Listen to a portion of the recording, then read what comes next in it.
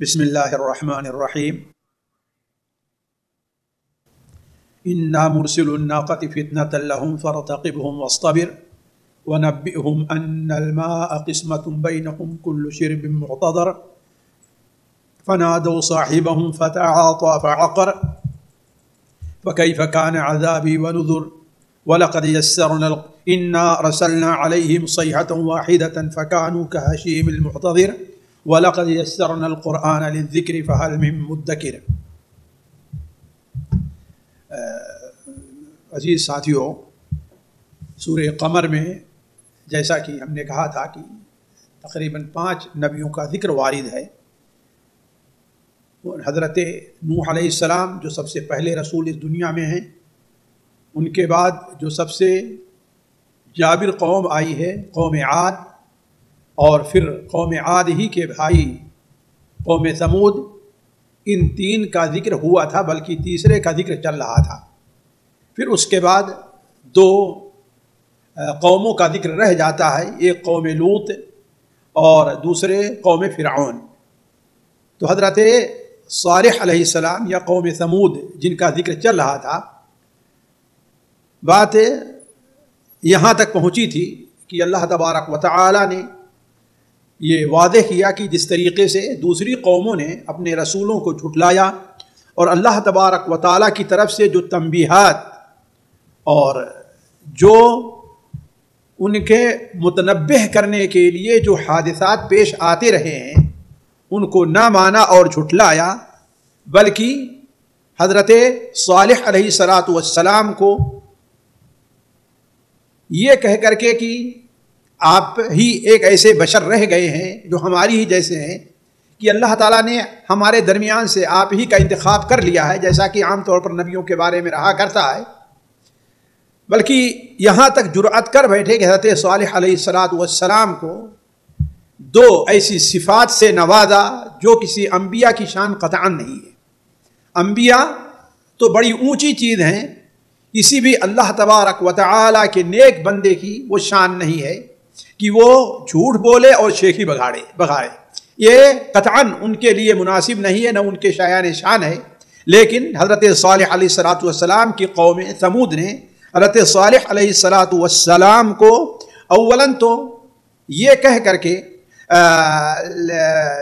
جھٹلایا کہ کیا ایک بشر ہی ہماری ہدایت کے لیے رہ گیا ہے؟ جو بشر ہے وہ ہماری ہدایت کیسے رہے گا؟ ہماری طرح سے کھائے گا پیے گا؟ ہمارے لیے کسی فرشتے کو نازل کرنا چاہیے، ایک چیز۔ دوسری چیز، اگر کسی بشر کو آنا تھا تو کوئی باہر سے آتا، اچھے خاندان کا ہوتا، اعلیٰ خاندان سے رہتا، وہ ہماری ہی طرح ایک عام کھاتا پیتا آدمی ہے، جس کے پاس نہ مال ہے، جس کے پاس نہ اولاد ہے۔ اسی طریقے سے حضرت صالح علیہ السلام کو یہ کہا کہ یہ بہت بڑا جھوٹا اور شیخی بگاڑنے والا، بل ہوا کذاب اشر، نعوذ باللہ من ذالک۔ اور صرف اسی پر بس نہیں کیا، حضرت صالح علیہ السلام کے بارے میں یہاں تک کہے کہ اگر ہم اپنے جیسے ہی کسی رسول کو جھٹلائیں تو یہ تو گویا بہت بڑی گمراہی ہے، یا یہ کہ جو ہمیں آگ میں ڈالنے کی بات کریں، ہم تو دنیا ہی میں بھاڑ میں گئے، ہمارے یہاں کہتے ہیں بھاڑ میں گیا، یعنی اس کی کوئی اہمیت نہیں رہ گئی۔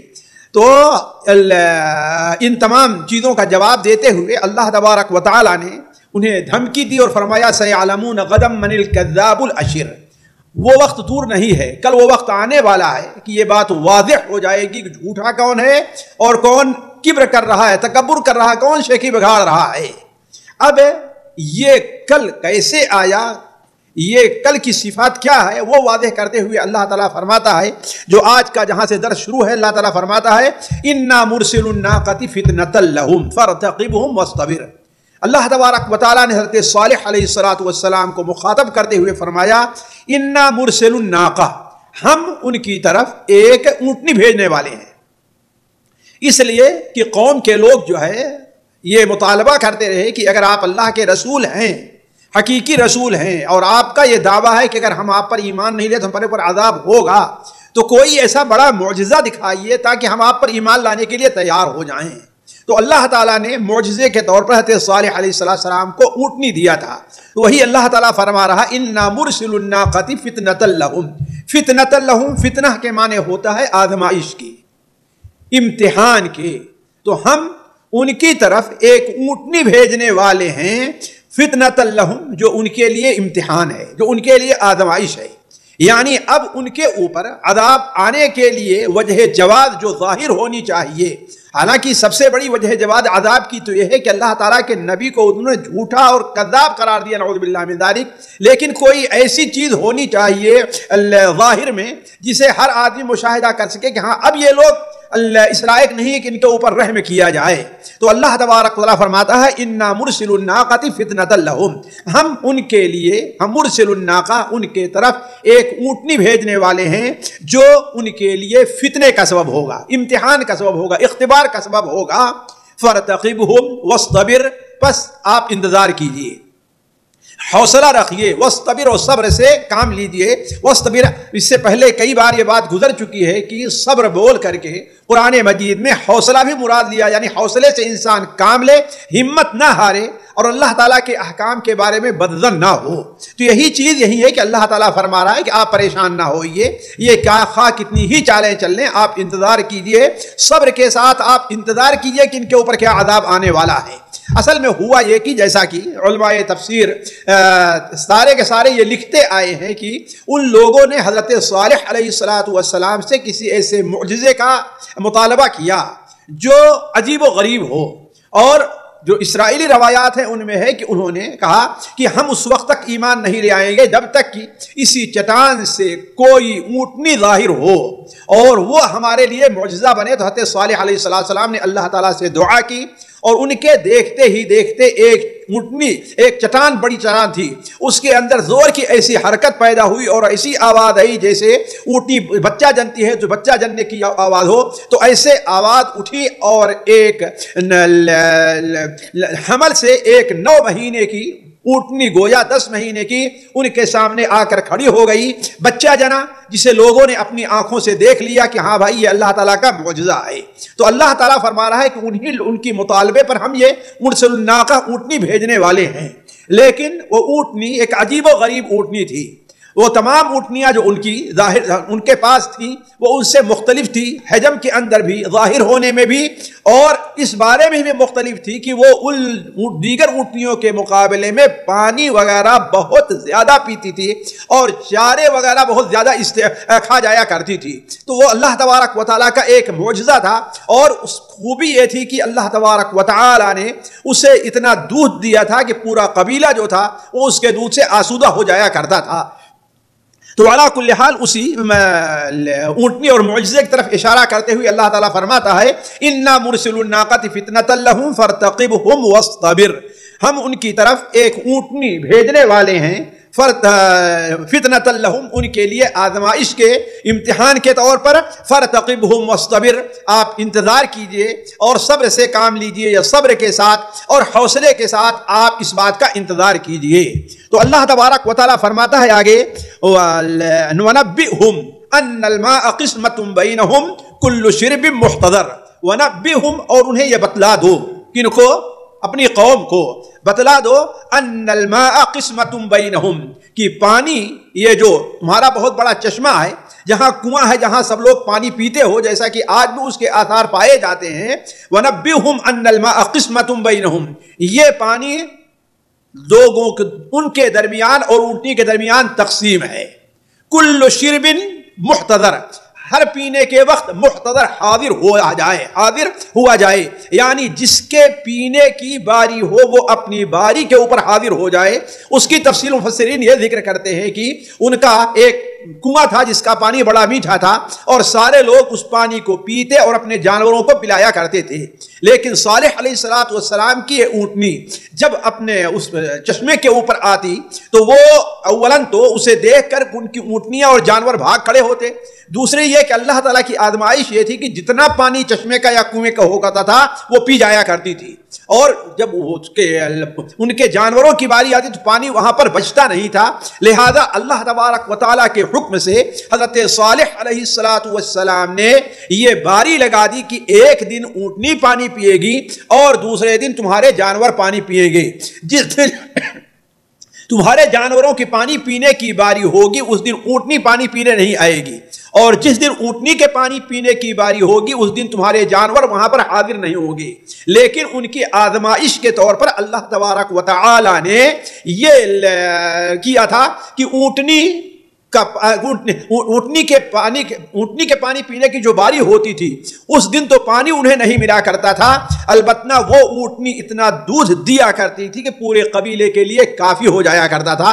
یہی ساتھیوں اس بات کو تھوڑا دیا میں رک کر کے یہ بات آپ لوگوں کے سامنے رکھ دوں کہ دیکھیے اللہ تبارک و تعالی بسا اوقات انسان کو خیر کے ساتھ اور بسا اوقات شر کے ساتھ اللہ تبارک و تعالی نوازتا ہے، اللہ تعالیٰ آزماتا ہے، اور یہ اللہ تعالیٰ نے بڑی آزمائش رہا کرتی ہے۔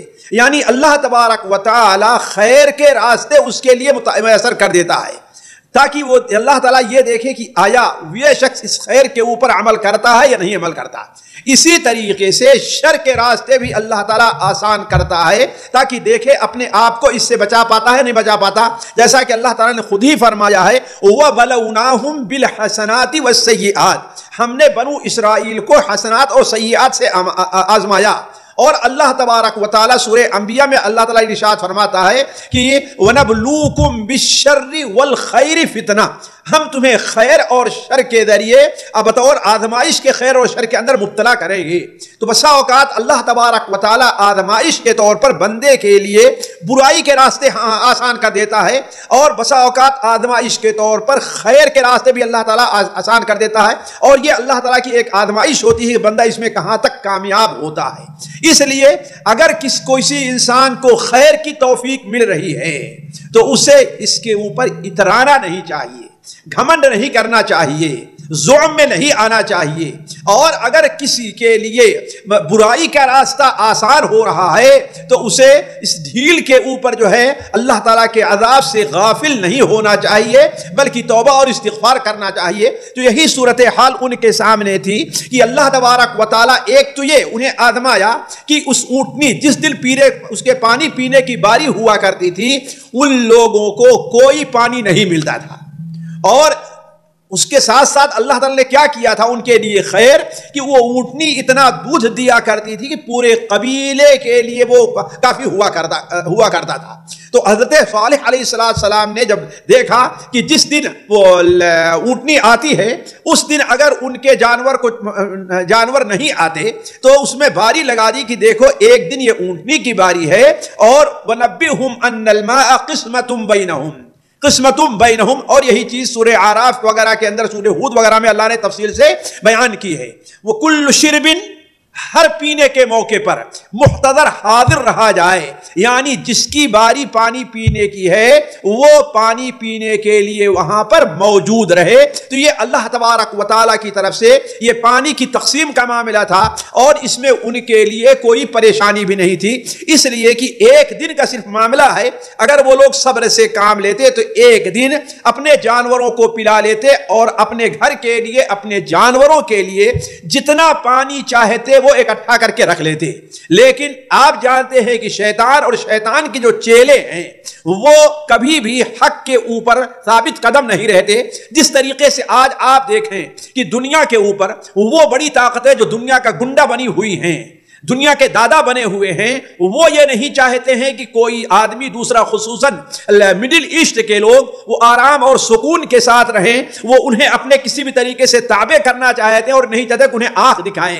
حالانکہ انہیں آنکھ دکھانے کا معاملہ نہیں ہے، جس طریقے سے تم اپنے ملک کے اندر امن اور سکون سے ہو ہمیں بھی اپنے ملک میں امن اور سکون سے رہنے دو۔ لیکن یہ شیطان کے چیلوں کو یہ بات کبھی گوارا نہیں رہا کرتی، اور یہ آج کوئی نئی بات نہیں ہے، یہ تاریخ قدیم زمانے سے چلی آ رہی ہے کہ حضرت صالح علیہ السلام نے جو تقسیم بتلائی تھی اس میں کسی کا کوئی ضرر اور کوئی نقصان نہیں تھا۔ لیکن ہوا یہ کہ قوم کے لوگ کچھ دنوں تک صبر کرتے رہے کہ ٹھیک ہے ایسا ہی رہے گا، لیکن ان کے جو دادا لوگ تھے، ان کے جو بڑے لیڈر لوگ تھے، وہ یہ کہے کہ ہمیں کیوں روک دیا جائے، ہمیں روزانہ پانی پینے کو ملنا چاہیے۔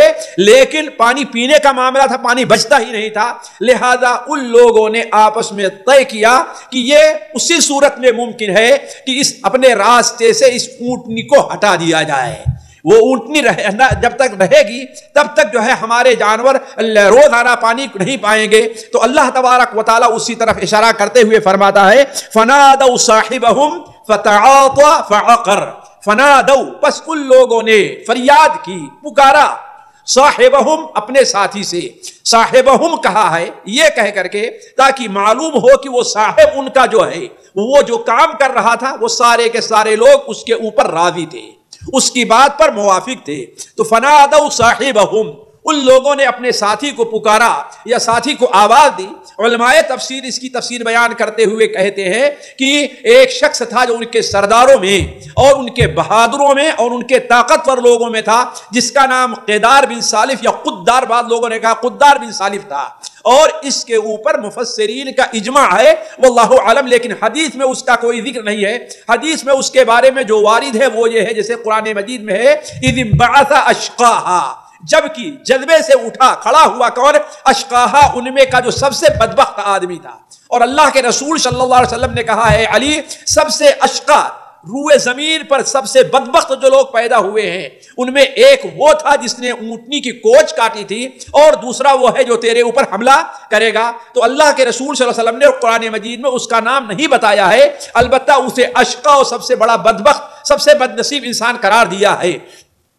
تو ان لوگوں نے جب دیکھا کہ یہ معاملہ ہے تو اس کے سردار کو ابھارا، پہلوان کو ابھارا کہ تم اتنے بڑے پہلوان بنتے ہو، اتنے بڑے طاقتور بنتے ہو، تمہارے رہتے ہوئے یہ جانور کی وجہ سے ہم لوگوں کو پانی پینے کو نہیں ملتا، لہذا تم اسے اپنے راستے سے ہٹا دو، ہم تمہارے ساتھ ہیں. چنانچہ وہ بدبخت اٹھا. ایک دن اونٹنی جب راستے سے جا رہی تھی تو اولاً تو اس کے کوچ پر یعنی جو پیر جو ہوا کرتا ہے اور اس کی جو ہڈی رہا کرتی وہ رگ رہا کرتی ہے، شہ رگ سے جو جا کر کے ملتی ہے اس کے اوپر وار کیا، جس کی وجہ سے اونٹنی گری. پھر اس کے بعد ذبح کر کے اس کے گوشت کو باہم تقسیم کر لیا. اللہ تبارک و تعالیٰ اگر چاہتا تو اس اونٹنی سے کی حفاظت کر سکتا تھا. اللہ تبارک و تعالیٰ اگر چاہتا تو اس اونٹنی پر ان لوگوں کا کوئی زور نہیں چلتا، اس لیے کہ اونٹنی خود اتنی طاقتور تھی اور تیز بھاگ بھی سکتی تھی. لیکن اللہ تبارک و تعالیٰ نے چونکہ اس اونٹنی کو ان کی آزمائش کے لیے بھیجا تھا، لہذا اونٹنی کے اوپر ان کا وار چل گیا. تو اللہ تعالیٰ فرماتا ہے فنادوا صاحبہم، ان لوگوں نے اپنے ساتھی کو پکارا یعنی فریاد کی. فتعاطا، بس وہ شخص تعاطا کھڑا ہو گیا، تیار ہو گیا. اصل میں تعاطا یا تعاطا اصل میں عطا ہے جس کے معنی ہوتا ہے دینے وغیرہ کے.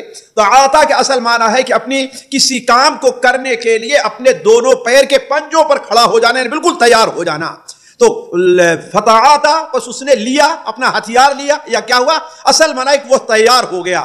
یعنی جب لوگوں نے اس سے گزارش کی کہ تم اس اونٹنی کی کوچ کو کاٹ دو، اسے ذبح کر دو، تو وہ اس کے لیے تیار ہو گیا. فتعاطا فعقر، بس اس نے اونٹنی کی کوچ کاٹ دی، پیچھے کے اس کے دونوں پیروں کے اوپر اس طریقے سے حملہ کیا کہ اس کے رگ کٹ گئی، جس سے کٹ جانے کے بعد عموماً کوئی جانور بچتا نہیں، خاص طور سے اسی طریقے سے چھوڑ دیا جائے تو فنادوا صاحبہم فتعاطا فعقر. تو اللہ تبارک فرماتا ہے کہ انہوں نے اپنے ساتھی سے فریاد کی، بس اس ساتھی تیار ہو گیا، فعقر، اور اس کی کوچ کاٹ دی. اللہ تعالیٰ فرماتا ہے پھر اس کے بعد فَكَيْفَ كَانَ عَذَابِي وَنُذُرْ، ان کے اس حرکت کی وجہ سے دیکھو كَيْفَ كَانَ عَذَابِي، میرا عذاب، وَنُذُرْ، اور میرا ڈرانا، میری تنبیہات، میرا متنبہ کرنا کیسا رہا ہے. یہ چیز بطور تنبیہ کے ہے، بطور تحدید کے ہے. کہا جا رہا ہے کہ یعنی فَكَيْفَ كَانَ عَذَابِي وَنُذُرْ، اللہ تعالیٰ فرماتا ہے وہ کیا، اِنَّا أَرْسَلْنَا عَلَيْهِمْ صَيْحَةً وَاحِدَةً فَكَانُوا كَحَشِيمِ الْمُحْتَظِرِ. سبحان اللہ، اس قوم کی کیا درگت بنی تھی اور کیا بری کیفیت تھی.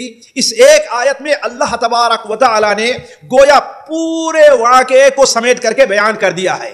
اللہ تبارک و تعالیٰ ارشاد فرماتا ہے کہ اِنَّا أَرْسَلْنَا عَلَيْهِمْ صَيْحَةً، ہم نے ان کے اوپر ایک چیخ بھیجی. دوسری جگہ پر کیا ہے، رجفہ.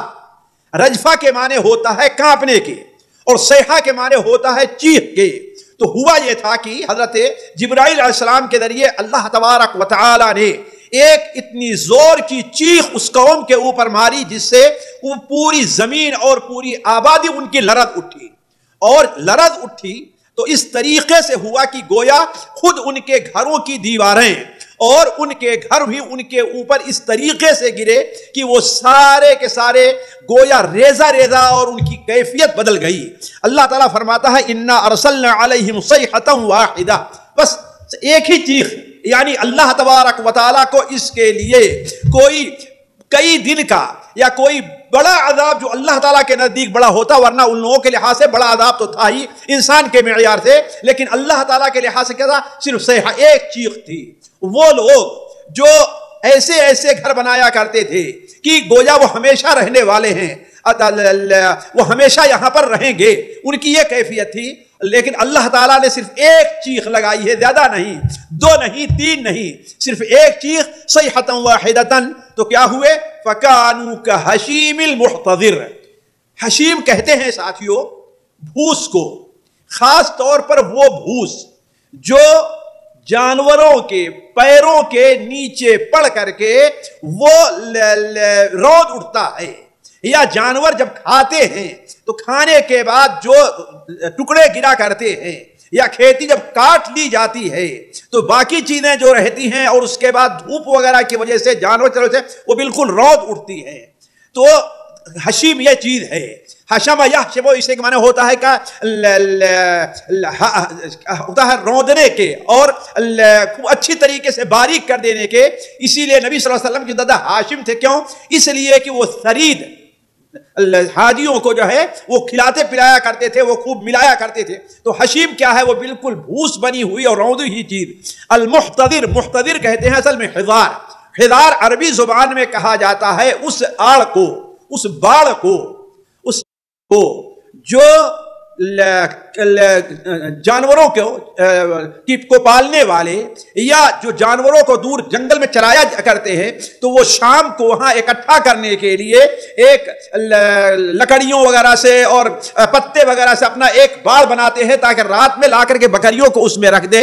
اس سے دو فائدہ ہوگا کہ اولا تو بکریاں رات میں کہیں ادھر ادھر جائیں گی نہیں، اور دوسری چیز یہ ہے کہ اس سے ایک گویا ان کی ایک حفاظت بھی رہے گی۔ تو محتضر کہتے ہیں وہی باڑ بنانے والا، باڑ بنانے والا یعنی جہاں پر بکریاں کو ریوڑ بیٹھا ہوا ہے اس کے ارد گرد جو ہے وہ گھیراؤ کرنے والا۔ تو ہوتا یہ تھا کہ وہ لوگ چونکہ باہر رہا کرتے تھے تو جنگل کے لکڑیوں اور درختوں اور پتوں سے ایسے باڑ بنا دیا کرتے تھے، تو پرانا ہونے کے بعد دھوپ وغیرہ سے وہ جھڑ جھڑ کر کے گرتے تھے اور باریک ہوتے تھے۔ اب جب بکریاں اس پر چلتی تھی، روتی تھی، تو بالکل کیا ہو جاتی تھی؟ یعنی بالکل باریک ہو جایا کرتی تھی۔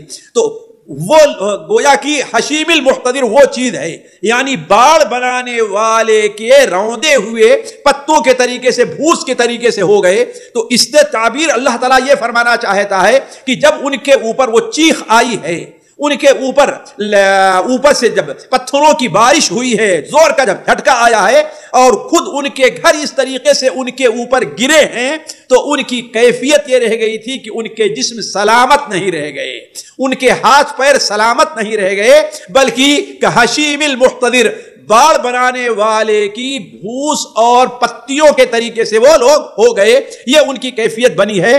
پھر اللہ تعالیٰ فرماتا ہے وَلَقَدْ يَسَّرْنَا الْقُرْآنَ لِلذِّكْرِ فَهَلْ مِن مُدَّكِرٍ، اور ہم نے قرآن کو آسان کیا ہے نصیحت حاصل کرنے کے لیے۔ کیا ہے کوئی نصیحت حاصل کرنے والا؟ گویا یہ کفار اور مشرکین کو اللہ تبارک و تعالیٰ متنبہ کر رہا ہے کہ یہ دیکھ لو، ہمارے رسول کی مخالفت کرنے والے، ہمارے رسول کو جھٹلانے والے اور ان کے ساتھ عناد پر آنے والوں کا انجام یہ ہوا کرتا ہے جو قرآن میں تمہارے سامنے بیان کر دیا گیا ہے، اور قرآن سے نصیحت حاصل کرنے کو ہم نے آسان کیا ہے۔ تو بہتر یہ ہے کہ تم جلدی نصیحت حاصل کر لو، ورنہ تمہارا انجام وہی ہونے والا ہے جو اس سے پہلے اس قوم کا ہوا جو یہاں پر بیان کیا گیا ہے۔ اس کے بعد اللہ تبارک و تعالی نے قوم لوط کا ذکر فرمایا ہے۔ قوم لوط، یہ جیسا کہ ہم نے اس سے پہلے کہا کہ عموماً قرآن مجید کے اندر انہی نبیوں کا ذکر ہے جو جزیرے عربیہ کے اندر رہے ہیں۔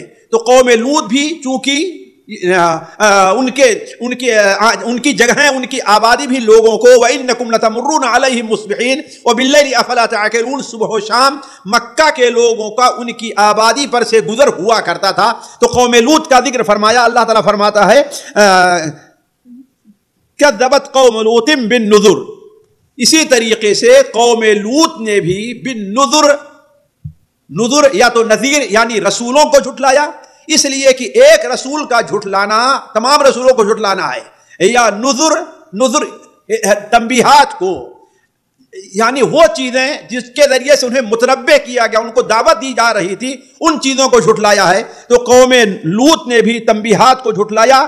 انا ارسلنا علیہم حاصبا الا آل لوط نجیناہم بسحر، انا ارسلنا علیہم حاصبا، وہ ان کا انجام کیا ہوا تکذیب کا؟ اللہ تعالیٰ فرماتا ہے انا ارسلنا علیہم حاصبا، ہم نے ان کے اوپر بھیجا حاصبہ، سنگریزوں کو، پتھر کو۔ اصل میں حاصب کہتے ہیں وہ کنکڑیاں چھوٹی ہو یا بڑی ہوں، جس کے ذریعے سے لوگوں کو جو اڑ کر کے آیا کرتی ہیں اور لوگوں کے اوپر گرا کرتی ہیں۔ تو حاصب اسی لیے اس تیز ہوا کو بھی حاصب کہتے ہیں جو اپنے ساتھ دھول اور کوڑا کرکٹ بھی لے کر کے آیا کرتی ہے، یعنی تیز ہوا گویا کی۔ تو انا ارسلنا علیہم حاصبا، ہم نے ان کے اوپر گویا کی سنگریزے برسائے، ہم نے ان کے اوپر پتھر برسائے، الا آل لوط، سوائے آل لوط کے۔ آل لوط سے مراد دونوں ہو سکتے ہیں، یہ تو یہ ہے کہ حضرت لوط علیہ السلام کی اولاد، آل بول کر کے جانتے ہیں قرآن مجید میں اور حدیث رسول کے اندر آل بول کر کے اہل خانہ مراد لیا گیا ہے، آل بول کر کے پیروکار بھی مراد لیے گئے ہیں۔ وَلَقَدْ جَاءَ آلَ فِرْعَوْنَ النُّذُرُ أَدْخِلُوا آلَ فِرْعَوْنَ، یعنی وہ لوگ جو ان کے ساتھ اس بارے میں رہے ہیں، اور آل بول کر کے ساتھی بھی مراد لیے جاتے ہیں، تو قوم کے لوگ مراد لیے جاتے ہیں۔ تو یہاں پر آل سے دونوں معنی ہو سکتا ہے۔ ایک معنی تو یہ ہے کہ حضرت لوط علیہ السلام کے اہل کو بھی اللہ تعالیٰ نے بچا لیا، سوائے ان کی بیوی کے، جن کا ذکر متعدد جگہ قرآن مجید میں الا آل لوط، دوسری جگہ ہے کہ الا امرأته قدرناها من الغابرین، یا الا امرأته كانت من الغابرین۔ اور دوسرا معنی آل لوط کا ہو سکتا ہے حضرت لوط علیہ السلام کے ساتھی اور ماننے والے، یعنی جو لوگ حضرت لوط علیہ السلام کے اوپر ایمان لے آئے۔ اب ایمان لانے والوں میں صرف ان کا گھر تھا یا کچھ اور لوگ تھے، اس کی کوئی وضاحت نہیں ہے۔ اللہ تعالیٰ نے قرآن مجید میں صرف یہ بتایا ہے کہ صرف ایک ہی گھر تھا، فما وجدنا غیر بیت من المسلمین۔ ہم وہاں پر فرشتے کہتے ہیں کہ مسلمانوں کے ایک گھر کے علاوہ ہم نے کوئی اور گھر نہیں پایا۔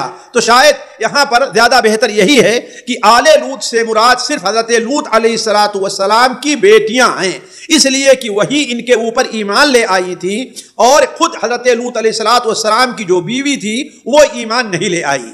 تو اللہ تعالیٰ فرماتا ہے الا آل لوط، یعنی ہم نے ان کے اوپر وہ سنگریزے بھیجے، وہ ہوا بھیجی، پتھروں والی ہوا، پتھر برسانے والی ہوا، الا آل لوط، لیکن آل لوط کو نہیں، یعنی صرف سوائے آل لوط کے، نجیناہم بسحر، ہم نے انہیں سحر کے وقت، صبح کے وقت، بھور کے وقت، ابھی سورج ابھی پو پھٹی نہیں تھی کہ ہم نے انہیں بچا لیا تھا۔ اصل میں اس کی جو تفسیر سورہ ہود کے اندر آئی ہوئی ہے وہ یہ ہے کہ حضرت لوط علیہ السلام کو اللہ تبارک و تعالی نے صبح کے وقت رات ہی میں حکم دیا کہ صبح ہونے سے پہلے صبح جب ہوگی تو ان کے اوپر صبح کے وقت عذاب آئے گا، لہذا پو پھٹنے سے پہلے آپ اپنے لوگوں کو جو ایمان لے ان کو لے کر کے نکل جائیں۔ اسی لیے سحر کا تعبیر کیا ہے، جانتے ہیں سحر وہ وقت ہوتا ہے جو فجر کے طلوع ہونے سے کچھ پہلے ہوا کرتا ہے، جس وقت ہم لوگ سحری کھاتے ہیں۔ اصل میں اگلی مجلس کے اندر آئے گا، لیکن آیت کو سمجھنے کے لیے اس کی 1 منٹ میں تفسیر میں یہ رکھ دوں کہ حضرت لوط علیہ السلام کی قوم کے بارے میں آپ لوگ اچھی طریقے سے جانتے ہیں کہ ان کے اندر لواطت کی بیماری تھی جو اس سے پہلے کسی قوم کے اندر نہیں پائی جاتی تھی۔ تو وہ لوگ یہ شرارت کیا کرتے تھے کہ وہ راستے کے کنارے بیٹھا کرتے تھے، اس طرف سے جہاں کسی ایسے شخص اجنبی کا گزر ہوا کرتا تھا تو اگر وہ جوان ہوتا تو اس کو پکڑ کر کے اس کے ساتھ بدفعلی کرتے، اور پھر اگر وہ جا کے شکایت کرتا تو قوم کے ان کے جو سردار تھے بجائے اس کے کہ اس کی مدد کریں، پھر اس کے خلاف جو ہے وہ لوگ فیصلہ کر دیا کرتے تھے۔ تو حضرت لوط علیہ السلام کے پاس اللہ تعالیٰ نے کچھ فرشتوں کو بھیجا اس وقت جب حضرت لوط علیہ السلام کو اللہ تعالیٰ نے بتلا دیا کہ اب ان میں سے کوئی ایمان لانے والا نہیں ہے، اب ان کے اوپر اللہ تبارک و تعالیٰ کا عذاب مسلط کر دیا گیا ہے۔ تو رات میں شام کے وقت لوط علیہ السلام کے پاس چند فرشتے آئے۔ امام ابن کثیر رحمہ اللہ کہتے ہیں جبرائیل تھے، میکائیل تھے، اسرافیل تھے، واللہ عالم یہ کون تھے، لیکن فرشتوں کا ذکر ہے، نام نہیں ہے۔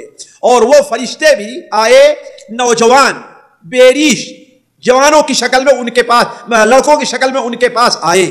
اب قوم کو اس بات کا پتہ چل گیا، اس لیے کہ ان کے ہاں جو کوئی نو وارد آدمی ہوا کرتا تھا اس کے ساتھ بدفعلی کیا کرتے تھے۔ یا حضرت لوط علیہ السلام کی بیوی جو کافر تھی اس نے قوم کے لوگوں کو اشارہ کر دیا، تو اب قوم کے لوگ رات ہی میں آ کر حضرت ہود علیہ السلام کے گھر کو گھیر لیا اور کہا کہ ان جوانوں کو نکالو۔ آپ جانتے ہیں کہ ہم کیا کرنا چاہتے ہیں۔ لوط علیہ السلام عاجزی کرتے رہے، ان سے گزارش کرتے رہے کہ مہمانوں کے سامنے میری بے عزتی نہ کرو، لیکن قوم کے لوگ مانے نہیں اور دروازہ توڑ کر کے اندر، دیوار پھاند کر کے اندر جانا چاہے۔ جب لوط علیہ السلام بہت پریشان ہو گئے اور دیکھے کہ ہمارا کوئی بس نہیں چلتا ہے تو کہنے لگے کاش کہ آج کوئی جتھا ہوتا جو میری مدد کرتا، میری مدد کر رہا، او آوی الی رکن شدید، میں میری مدد کرتا۔ تو فرشتوں نے کہا کہ آپ پریشان نہ ہوں، ہم اللہ تعالیٰ کے فرشتے ہیں، ہم تک یہ لوگ قطعاً نہیں پہنچ سکتے۔ تو اس وقت حضرت لوط علیہ السلام طرف جب وہ بڑھے ہیں تو حضرت جبرائیل نے اپنا پر جب مارا ہے تو سارے کے سارے ایسے نابینا ہو گئے کہ ان کو کچھ آگے دکھائی نہیں دیا، اور پیچھے مڑے اور پیچھے جاتے ہوئے حضرت دھمکی دی کہ صبح ہم آپ سے اس کا بدلہ لے لیں گے۔ تو اسی صبح ہونے سے پہلے اللہ تبارک و تعالیٰ نے حضرت لوط علیہ السلام کو یہ حکم دیا کہ آپ اور جو آپ پر ایمان لے آئے ہیں ان لوگ صبح ہونے سے پہلے نکل جائیں، اس لیے کہ صبح کو ان کے اوپر عذاب آ جائے گا۔ یہی اللہ تعالیٰ فرماتا ہے الا آل لوط نجیناہم بسحر، مگر آل لوط ہم نے انہیں سحر کے وقت نجات دے دی تھی۔ نعمتا من عندنا کذالک نجزی من شکر، یہ ہماری طرف سے ایک نعمت تھی۔ کیا نعمت تھی؟ اولا لوط علیہ السلام کو نجات دینا، ثانیا قوم کے شر کو دور کرنا، اور قوم کے اوپر اللہ تعالیٰ کا عذاب آنا، یہ بہت بڑی نعمت تھی۔ تو کذالک نجزی من شکر، اور اللہ تعالیٰ بیان فرما رہا ہے کہ یہ جو نعمت لوط علیہ السلام کے ساتھ تھی اس کی اول اصل وجہ یہ تھی کہ وہ اللہ تعالیٰ کے شکر گزار بندے تھے، اللہ کے فرامین کو ماننے والے تھے۔ اور اسی طریقے سے دوسری بات اللہ نے یہ فرمائی کہ یہ ہماری نعمت کوئی حضرت لوط اور ان کی قوم کے ساتھ، مومنین کے ساتھ خاص نہیں ہے، بلکہ جب بھی کوئی مومن اللہ تعالیٰ کا شکر گزار رہے گا اللہ اس کی مدد کرتا ہے۔ آگے جو اس کی تفصیل ہے انشاءاللہ اگلی مجلس میں آپ کے سامنے رکھی جائے گی۔ والسلام علیکم ورحمۃ اللہ وبرکاتہ۔ ہمارے علمی اور عوامی دروس اور سوال و جواب کی مجلسوں سے آپ خود بھی مستفید ہوں اور اپنے دوست و احباب کے ساتھ بھی شیئر کریں۔ عین ممکن ہے کہ آپ کے شیئر سے کسی کی اصلاح اور آپ کے لیے صدقہ جاریہ بن جائے۔ واٹس ایپ پر اسلامک میسج حاصل کرنے کے لیے نمبر نوٹ فرمائیں: یعقوب عزیز 00966 5089 59707۔ واٹس ایپ سوال و جواب گروپ میں ایڈ ہونے کے لیے نمبر نوٹ فرمائیں: عبدالسلام عمری 00966 502627 نمبر بھیجتے ہوئے نام اور پتہ ضرور لکھیں۔ اسی طرح ہمارے یوٹیوب چینل اسلامی دعویٰ کو ضرور سبسکرائب کریں تاکہ ہماری ہر نئی اور اہم ویڈیو کی اطلاع آپ کو فوری حاصل ہو جائے۔ تمام دروس، مقالات اور سوال و جواب سیریز کے لیے ہماری مشہور ویب سائٹ www.islamidawah.com کا مشاہدہ کرتے رہیں۔ السلام علیکم ورحمۃ اللہ وبرکاتہ۔